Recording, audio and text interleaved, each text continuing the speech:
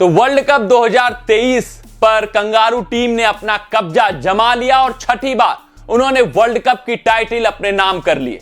Travis head और Labuschagne की शानदार बेमिसाल पारियां आई, जिसके दम पर ऑस्ट्रेलियन टीम ने क्लिनिकल चेज किया। हेड ने शानदार शतकी पारी खेली तो लबुशेन की भी धैर्यपूर्ण अर्धशतकी पारी आई और इन दोनों पारियों की बदौलत ऑस्ट्रेलियन टीम ने भारतीय टीम के मंसूबों पर पानी फेर दिया और भारतीय टीम का जो इरादा था कि तीसरी बार वर्ल्ड कप टाइटल अपने नाम करने का, वो इरादा चकनाचूर हो गया है। वहीं कंगारू टीम ने बहुत ही बेमिसाल रन चेज किया है और यह ऐतिहासिक वर्ल्ड कप उनके लिए गुजरा है। लेकिन हम अपने वीडियो में बात करने वाले हैं वो 3 बड़े कारण जिनके कारण भारतीय टीम ये मुकाबला हार गई, वर्ल्ड कप से हाथ धो बैठी, उसके ऊपर हम गौर करने वाले हैं। अगर हम बात करें सबसे बड़े कारण की, तो कारण नंबर 1 रहा कि मिडिल ओवर्स में भारतीय बल्लेबाजों ने बहुत ही धीमी बल्लेबाजी की। खासकर केएल राहुल ने जो वहां पर बल्लेबाजी की वो समझ से परे बल्लेबाजी रही, क्योंकि अगर आपको इतना सॉलिड स्टार्ट मिल गया है तो मिडिल ऑर्डर के बल्लेबाजों से यही अपेक्षा रहती है कि आप सिंगल रोटेट एटलीस्ट करिए। जरूर 3 विकेट गिर गए थे, आपका बैटिंग डेप्थ कम था, सबको समझ में आ रहा था, लेकिन आपसे आशाएं और इतने बड़े मंच पे आपसे उम्मीदें यही रहती हैं कि आप सिंगल रोटेट करिए। खासकर जो 6th बॉलिंग ऑप्शन है मैक्सवेल, हेड और मार्श, उनकी गेंदें डॉट मत खाइए।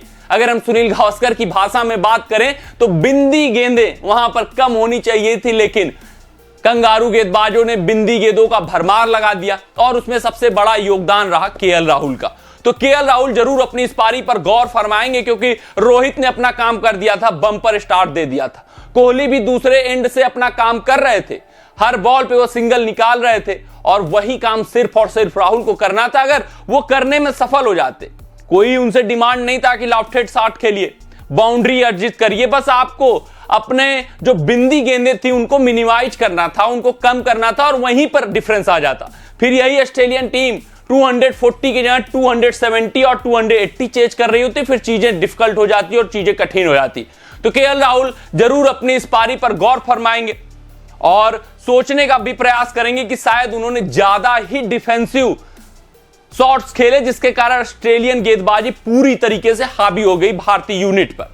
अगर हम बात करें दूसरे कारण की, तो वो कारण रहा रविंद्र जडेजा का प्रमोशन होना, किसके ऊपर? सूर्य कुमार यादव के ऊपर।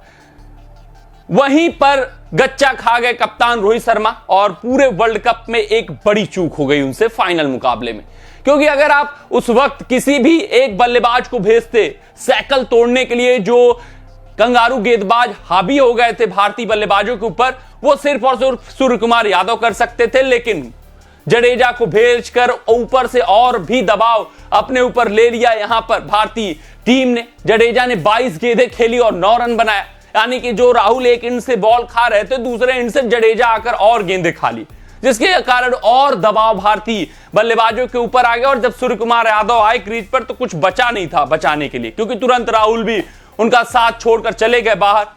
और फिर गेंदबाजों के साथ आप कितना बल्लेबाजी कर सकते हैं, और सूर्य कुमार यादव के पास कोई भी चॉइस नहीं बचा। तो अगर सूर्य कुमार यादव को इस मैच में आपको मौका देना ही था, तो आपको रविंद्र जडेजा के ऊपर उनको बल्लेबाजी करानी ही करानी थी। जरूर जो उनके दिमाग में था रोहित शर्मा के कि एडम जांपा को आउट ऑफ प्ले किया जाए, जो ऑफ स्पिन गेंदबाजी कुछ बची है उसको डिले करवाया जाए।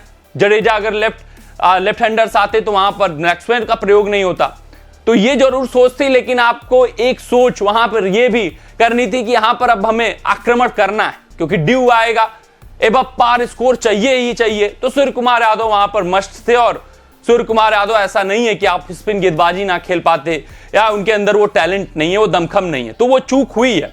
अगर हम बात करें तीसरी सबसे बड़ी गलती की, तो वो ड्यू फैक्टर रहा। जब भारतीय गेंदबाजों ने पूरा हो हल्ला बना दिया था, पूरा माहौल बना दिया था और कंगारू टीम बुरी तरीके से बिखर चुकी थी दूसरे पारी में चेज के दौरान।